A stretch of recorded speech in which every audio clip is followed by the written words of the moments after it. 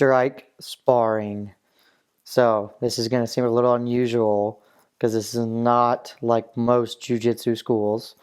At the academy that we train at, we make sure we do it once a week, but we actually put on MMA gloves and we are playing with strikes. It's very important to realize that we are just playing jiu-jitsu with strikes. We are not doing MMA.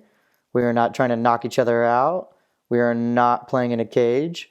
We are still doing jiu-jitsu, but we are looking to make sure that we are not leaving ourselves in vulnerable positions. I think most people want to start jiu-jitsu for self-defense, but because it is so much fun sparring jiu-jitsu, we forget the self-defense aspect. So making sure you roll around and being able to touch each other in the face is very, very important.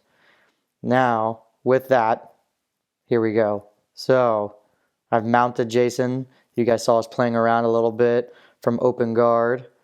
And, we're still, like I said, playing jiu-jitsu, but I'm reminding him that he can get touched. So right there, I was striking the back of his head. He really should have kept going for the move. But right now, I'm letting him know that him being in the bottom of the mount and the bottom knee on belly, he could get touched in the face. So my job as an instructor is to remind him of the dangers of having someone on top of you like this. He needs to be moving.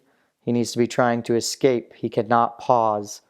And yes, I'm a black belt and he's a blue belt, but still, I'm going to let him learn. I'm going to trigger things for him.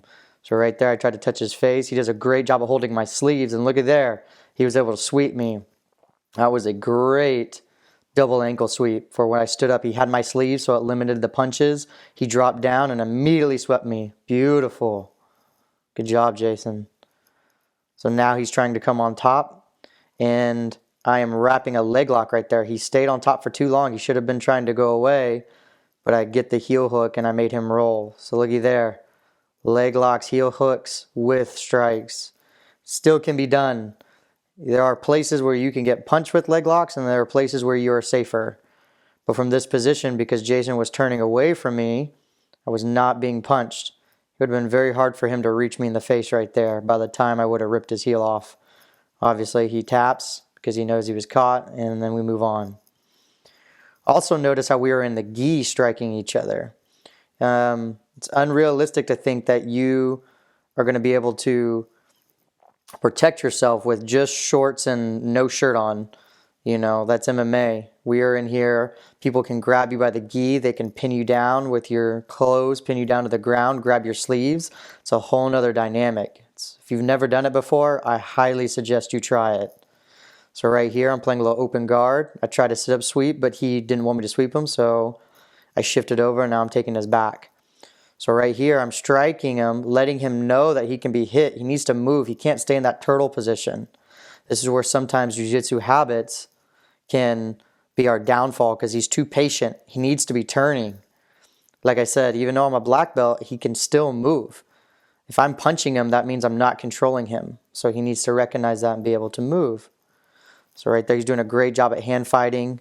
I pull him to the back position. Now I'm on his back. I'm looking to try to isolate it. Once again, he's staying too still. He needs to go. He needs to move. That way, I don't get a chance to wrap any of that up. So now I've trapped his arm. I'm letting him know that he can be punched. Right there, right there, right there. He needs to move. And then the choke is locked up. If you guys look right here when the choke gets locked up, because we have gloves and a gi on, I cannot put my hand all the way behind his back. So for all you internet critics out there that my hand was not behind the head, if you actually train with gloves and train with a gi, you know that sometimes space is limited. So that's totally effective. It would have been very hard for him to peel that off right there with only just one hand. And that's the end of the roll. Thank you, Jason. Great job, everybody.